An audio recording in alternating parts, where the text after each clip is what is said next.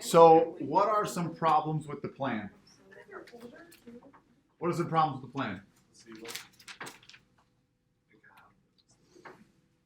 Okay, could be a placebo effect. How so? If the people know that they're taking caffeine, Yeah. maybe. Yeah, I got caffeine, I'm crazy. Right? So that in their mind, it could be the placebo effect that they know what they're getting. What else? There's a wait time, but we don't know what's going on in the wait time. Like you could be like building nerves or like moving around or talking to someone. So like True.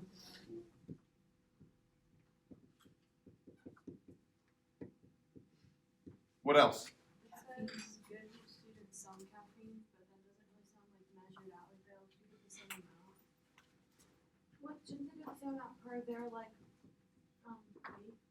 And caffeine doesn't affect everyone the same. Oh, so their tolerance. Ah, How much this is they a big be one, drinking? right? So there's nothing to compare to. It's no. Yes.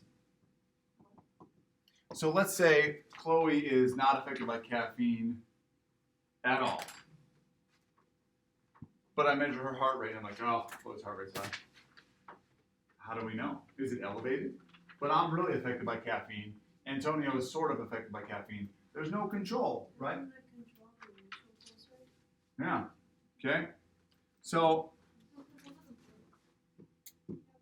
Yeah, you have their initial pulse rate, but like I could be really affected by a coffee and my pulse would get higher, but if you give me a Coke, I wouldn't be as affected. Which makes it kind of different. Mine's like But isn't resting it at like testing 60. your Some effect? people rest at like. Okay. There's just no like Yeah, but it like wants to if say you if you're ask someone, affected or not. okay, if you ask like Mrs. White, who drinks coffee every day, versus someone who doesn't drink coffee at all. They're gonna So- affect them more. what we have to look at though is there a group in the same kind of a situation and we just measure their pulse rate after a certain amount of time without giving them any treatment? No control group. There's no control group.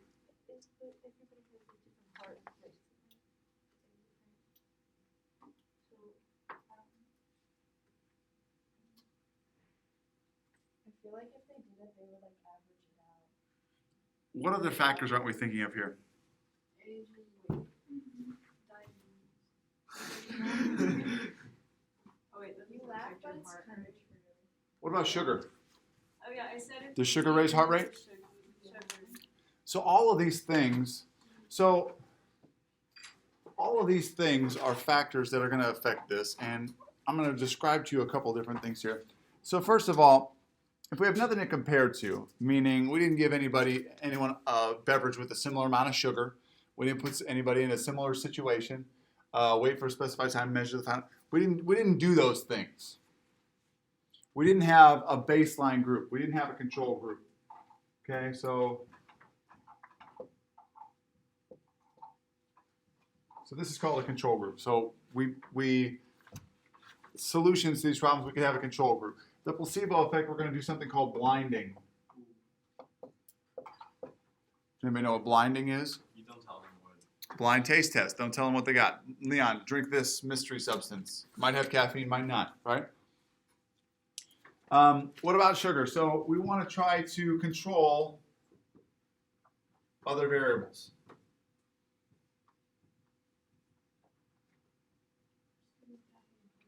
So we give each student some caffeine. How much? Did they have to drink the whole sample? Could they have just drank some? So we give them each 3 ounces of Coca-Cola. Great. Okay. So we controlled the amount of sugar. So now we're going to work on designing an experiment to test the effect that caffeine has on heart rate. What do you think? You have to start with the SRS stuff. Mm-hmm.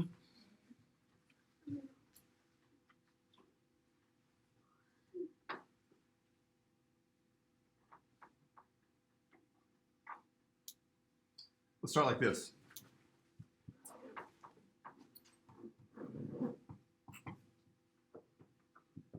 let's say we have 100 students. Give yourself some space on this. We're going to design an experiment. And when we design this experiment, and this you're going to want to check this out because this is how you can design experiments without having to describe every single piece. You ready? Let's say we had 100 students. What would be a way to take 100 students and test the effect of caffeine on them? Including some blinding, including some regularity of what's going on. Controlling other variables. Divide them into groups. Divide them into groups. So then we need to do this. We need to do a random assignment.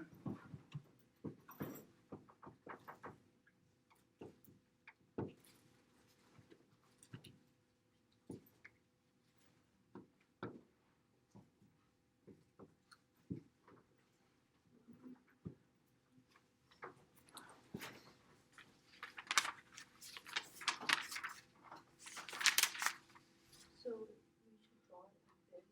Yes. Yep.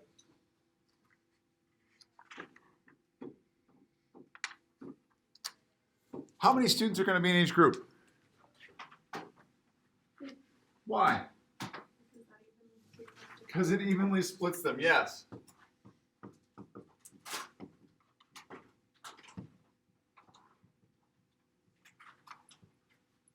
So 50 students in each group. Now what are we going to do? Test one group and not do anything. Just Test one group, not do any to the other? What's the way to do it? Think about it. What would you do? What would you do if you're trying to strictly test the effect of just caffeine? And you have to try to ensure that it's as close as possible. Right here, when you do regular Coke and caffeine-free Coke and you don't tell them, that's your blinding. Here's what's important. You ready? The two things have to come back at the end because what is the most important thing to do at the end? measure heart rate. Final result. Compare them.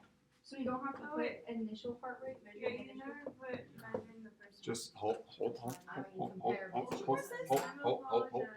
Yes.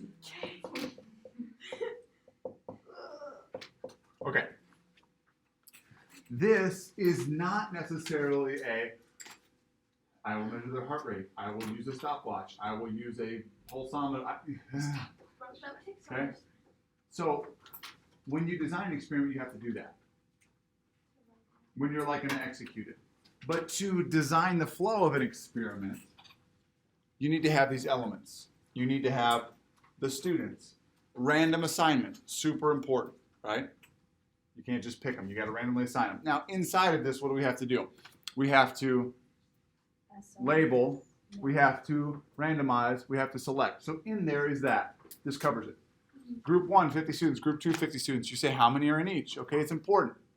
This is what would happen. This is what would like be the 75-25 if you were doing some sort of blocking, right? But just hold on to that. Treatment 1, treatment 2, compare results. Does this give you how to execute this experiment? Sort of, but not really. But the implied here is that you're going to have two treatments. You're going to have Diet Coke. You're going to have caffeine-free Coke. Okay? Measuring the change in the heart rate. Okay? This is the basics of experimental design. Let's take a few notes on this, and I'm gonna fill you in. So when we design experiments, we have to take into account where the bias is going to come from, and how you kind of have to think sort of critically. And you have to see where are the holes going to be. So here we go.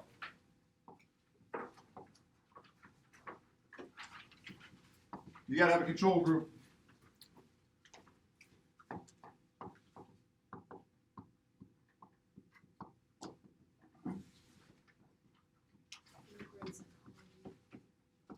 Okay, used to provide the baseline data. Blinding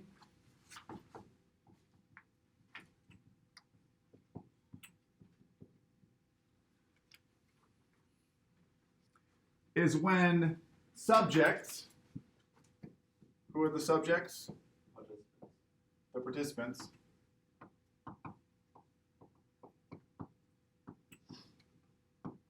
So if the subjects don't know, that's single blind. Blinding when subjects? Baseline. Blinding is when the subjects, that's a single blind, and or experimenters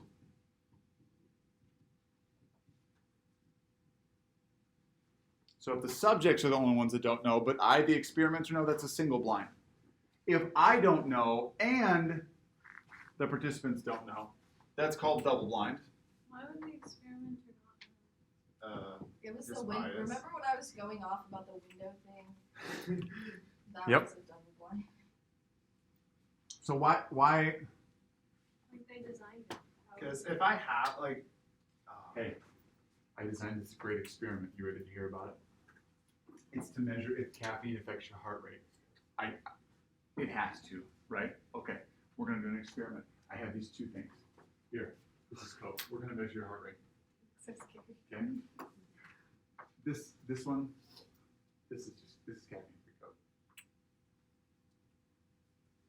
What do I think is gonna happen based on my reaction to these people? So you know your experience, but you mean like the You can experimenter know wouldn't it and know not which tell one's them. good? So this is how double blinding would work. Annie is my research assistant. Over here, I pour all of these things of Coke and I label the things A and B. Annie, will you take this tray around and give them to these people? And she doesn't know. So I know. Somebody has to know. Yeah. Right? Somebody's got to know. There we go. Otherwise, it's like, Yeah. whoa, look at that experiment that happened. Right? What do we do? So I know. I know, but Annie wouldn't know. So the person analyzing the data, and there's all kinds of ways to do this, right? You randomly assign treatments based on like not labeling things, or you label them but not with their actual like caffeinated or not They're caffeinated. just like bad liars who couldn't go up to them and be like, here. You can't take the risk. Bureaucracy. You can't take the risk. Okay. Looks good on paper. So this is the key, because I know you're going to ask, well, who knows? So is when subjects, single blind, and or experimenters, double blind, who interact with subjects are unaware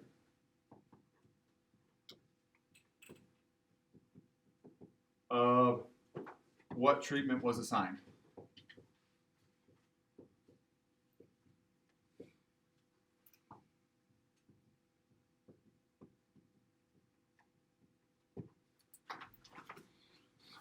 So the key is the people who interact with the subjects.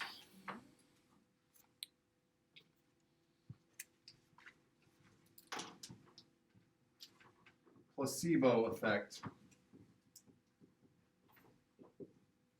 When a fake treatment works.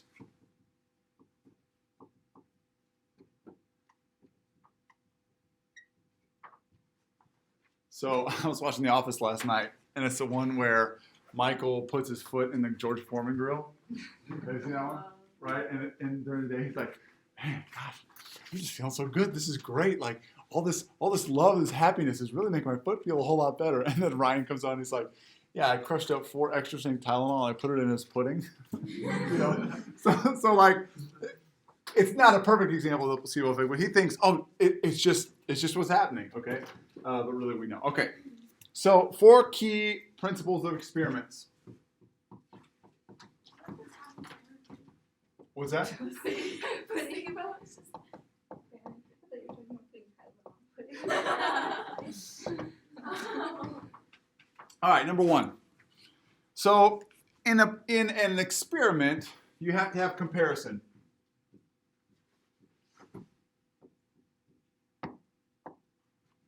Two or more treatments.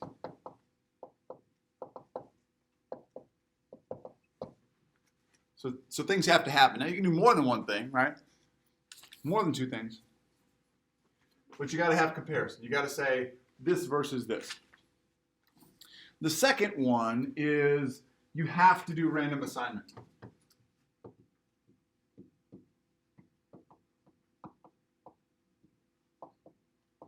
Okay, you have to do random assignment.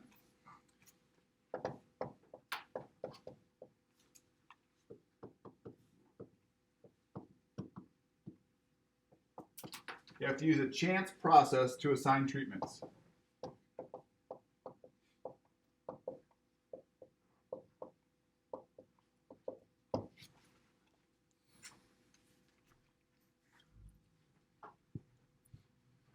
All right, so Leon comes in for my Coca-Cola experiment. What is a way that I could randomly assign Leon one of the treatments, either caffeine-free Coke or regular Coke? Have someone else just hand Not random. Why? Oh, you pick which one? You got it because that's. Oh, Leon, hey, not random. Even though it seems random, it's not random. So you have to be very explicit. Number then use a random number. Well, can't you just do like every other? Like you go this one, the next person That's goes not another one. You go to Not random. Do you have to use a random number generator? No. Wait, but how is that not random? Because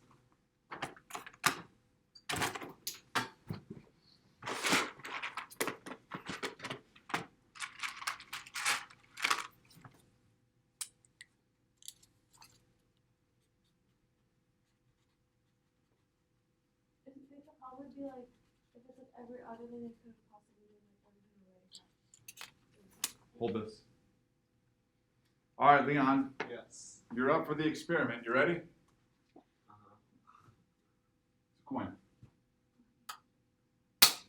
All right, Annie, which treatment does it get? That's tails. No caffeine. So ahead of time, I assigned heads is caffeine, tails is no caffeine. Leon came up, random, tails. But ahead, I didn't say, it's like, I called it in the air. All right, you lose. What'd you lose? We didn't assign it, right? We didn't assign ahead of time. So it was important that I assigned ahead of time. And then I did this random thing. So a lot of times, that's what it's going to look like. So you remember when we had that split? So you got to assign these two treatments. And you randomly assign 50. So every person that comes up, flip a coin. Okay. Or number each participant, 1 to 100. Pick 50 random numbers. Those people get caffeine. The remaining 50 get no caffeine. Is flipping a coin a valid way to like? Yes. Random? Yes. Yes. Yes. You end up with half and half. Though, Yeah. if you did that. How do you make sure 50 is that? That's true. Yeah. Because you say random number generator 50. The remainder get the other. Heads use the coin. What's Yeah, that? the coin. Heads and tails. Oh, once you get to 50, the others just get. That's Like- not random. Mm-hmm. It is? Yeah. It's they're called complementary events. So, Ew, I remember. okay, so it's probability, right? They're complementary events. So either I'm picked or I'm not. But if all 100 are going to participate and 50 are randomly selected, therefore the other 50 must have been randomly selected as not.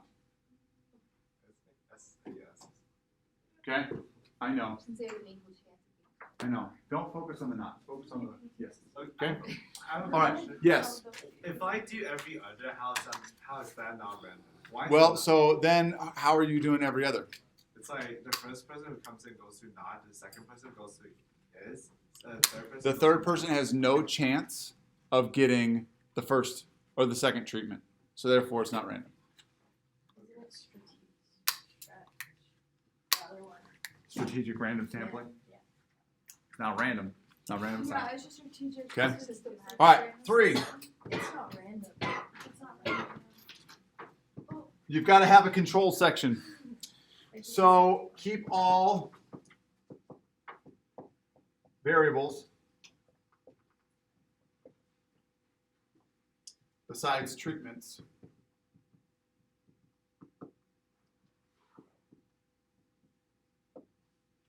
constant.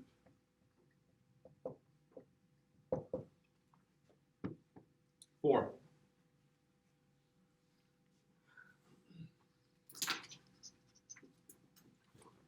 What do you mean keep all figures beside? Keep all variables beside? That's that example. So it's like, Oh, besides them. yeah. So it'd be like if you didn't block or if you didn't control temperature, then all of a sudden somebody could say, you know, it's you got to make sure you keep as many variables constant as possible.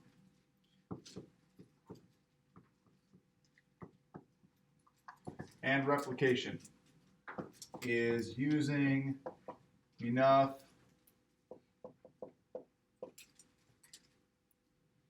experimental units to distinguish differences.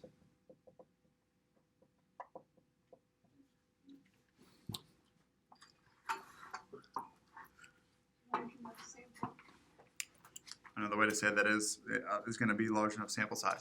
But it basically looks like this. I used 2 participants. One took caffeine, one didn't. Jared took the caffeine. His heart rate went up 200%. Caffeine raises your heart rate 200% for everyone. I can't say that, right? I don't have enough participants. So that's why you've got to make sure that you've got enough participants in your study. So basically all of it. Oh yeah. So and mine was Everyone's limitations for AP research, but I had no respondents. It's a huge issue. It's a huge issue. I So, didn't randomize anything. This is you know, and here's what's really going to blow your mind. So, did you know sometimes they pay people to do investigative studies on medications? Like, have you ever seen those commercials? Like, get paid thousands of dollars for working, you know, for a few hours. You ever seen those advertisements? So now, think about like this. stuff on college students. So they're testing these things on people who are doing experiments for money. What could possibly go wrong, So much. right? So then they've got all these limiting factors. So you can imagine how difficult it is to combat the problem of having a limited number of participants in a given study, right? Because you incentivize them with money, then all of a sudden someone could say, well, is income level a factor in this? Like, do people have lower income? You know, depending on what it is, right? Medicine, maybe not. So there you go. How do you do it? Okay, let's keep going. Need you guys to go ahead and work on A, B, C, and D for this. So you're gonna answer some questions about it, then design an experiment. So for the first one, why it's important to have a control group that didn't get the display of the chart, because we've got to get some baseline data of what people normally use. So in the second one, describe how to randomly assign the treatments to the 60 households. A lot of ways to do this. One way would be label all the houses 1 to 60. Use a random number generator to choose 20 distinct numbers. Assign those 20 to display. Run it again.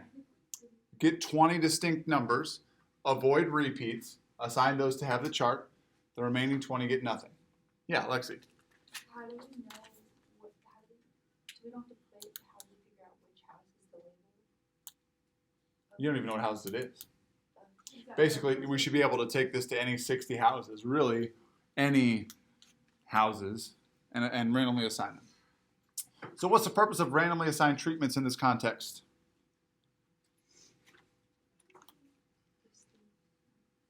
Eliminate bias. Yeah. So it creates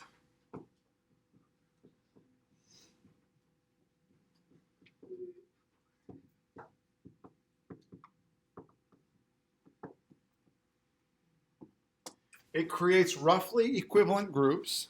Why is that important? Well, I don't want to say, hey, anybody want a free display for your house that monitors energy usage? Yeah, I'm all over that because I'm pinching pennies. Well, maybe my electricity usage was already chintzy, and people are like, I don't care. I don't want to go through that trouble. I don't care about electricity. So by randomly assigning, you limit other variables. Okay? So, what is an outline going to look like for this? Before we did an outline with 2 treatments. How many treatments do we have here? 3. So you always want to start out with outlining what we've got.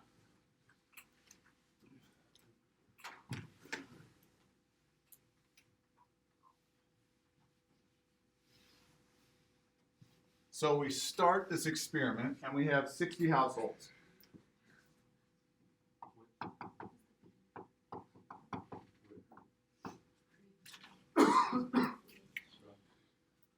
What do we do next?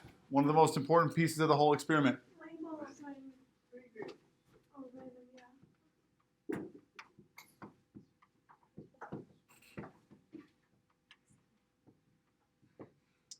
And for the purposes of experimental design, you can simply say random assignment. But if you forget this piece, you will get this incorrect.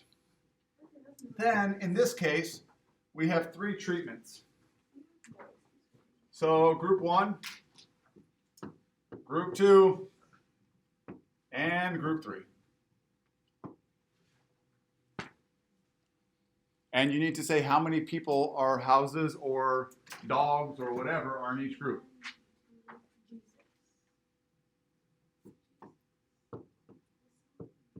20 each. Treatment 1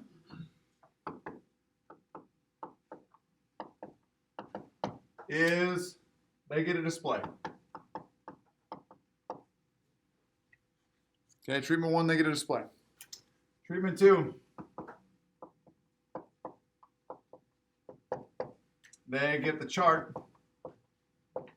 And treatment 3,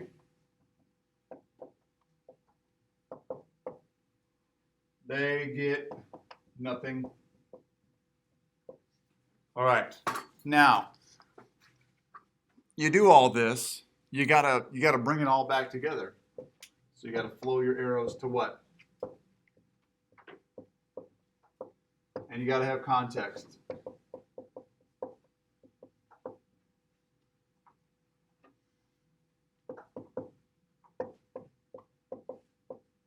You have to compare electricity usage at the end.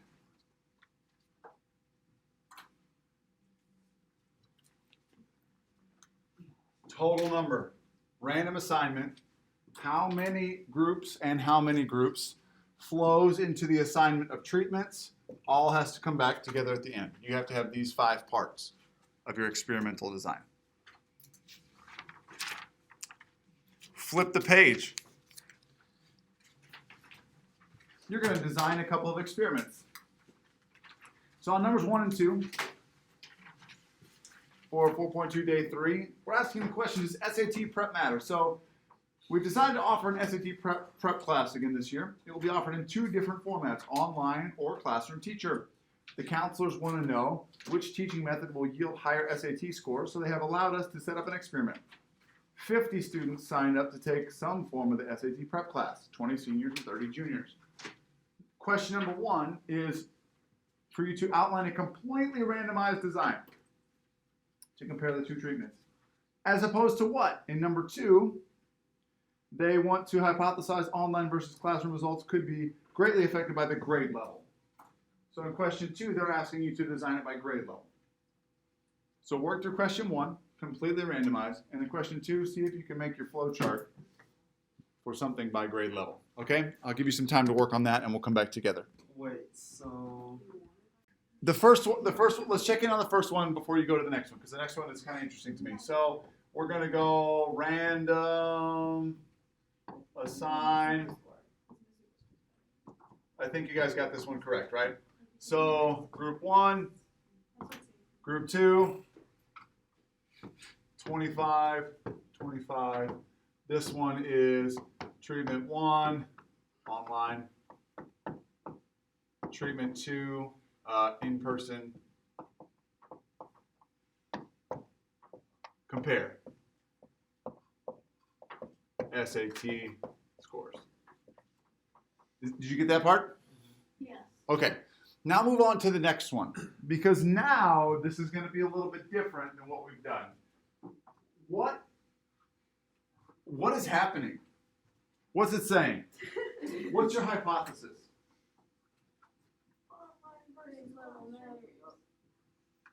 Say it again. Say it again. Say it again. Level matters. So let's assume that we're trying to figure out if grade level matters. So in this experiment, what do we need to block for? This is going to be a randomized block experiment. What do we need to block for? What blocks do we need to put people in to see if it's significant? junior and senior.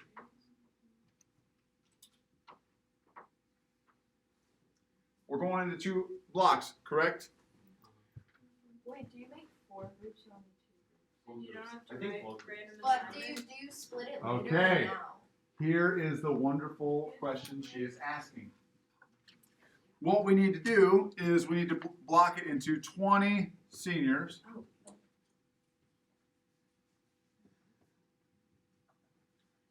and 30 juniors.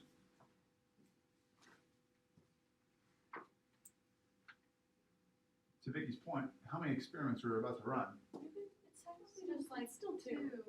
No, it's 4. But you can mix Because that. You can mix you the can mix seniors and them up. juniors. You're still doing 2 classes though. Yeah. Yeah, you still. Okay. So now You're just controlling Cause who even goes to the which same one.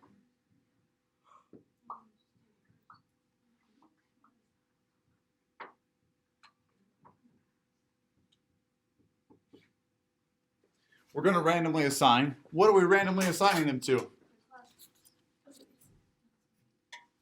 10 seniors to each type. So now we're going to have 4 branches, right? Because we're going to take the 20 seniors and we're going to go group 1A. Can you just put treatment? Like treatment? Or do you have to put group? No. Treatments like What are the treatments? There's they're two. next. So then do you have Yes. to, oh, that's so annoying. Yes. Oh. Wait, All right. this makes So- it so much uglier. So check this out. So the 20 seniors get randomly assigned to group 1A, which has 10. They also go to group 1B, which has 10.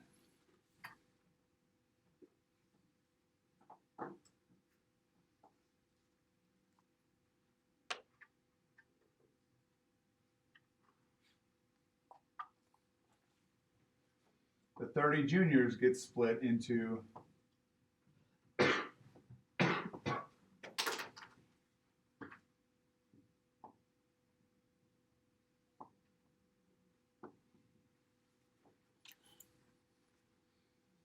okay. Now, have we done anything with treatments yet? No. This is just setting us up to divide the groups into what we think might matter. Can't we just What are those called? Experiment. strata? It's kind of like strata. They're blocks. What have we? Why did we put them in these blocks? Portion. Why do we put them in these blocks? To see if We're controlling variables, right? Yeah. Aren't we controlling the variables? So we think a potential confounding variable might be grade level, right? So by blocking for it, we just eliminated it as a confounding variable. So then we go treatment 1, online. Treatment 2.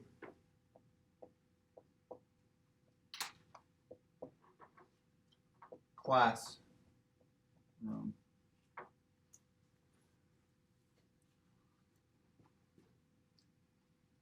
Treatment 1. Online. And treatment 2. Classroom. So then we give them different treatments. It's the same 2 treatments, right? But it's randomly assigned to 4 groups instead of 2 because we just blocked by grade level. Compare. SAT scores. Did you run out of room? Sorry. Just select it with your looping tool and consume it smaller. It's life, you know.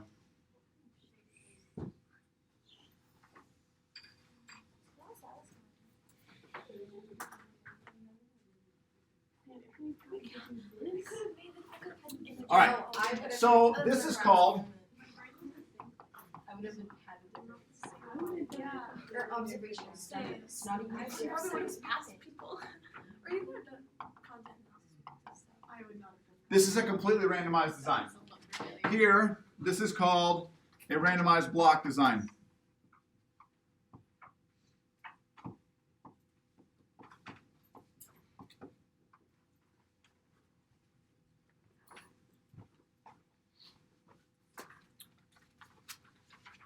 Makes me want to have a nice AP grade.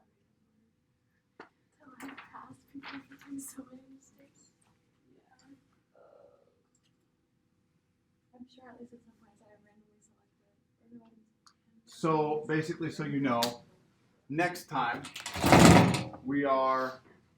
you're gonna complete your group quiz on, it's gonna be this.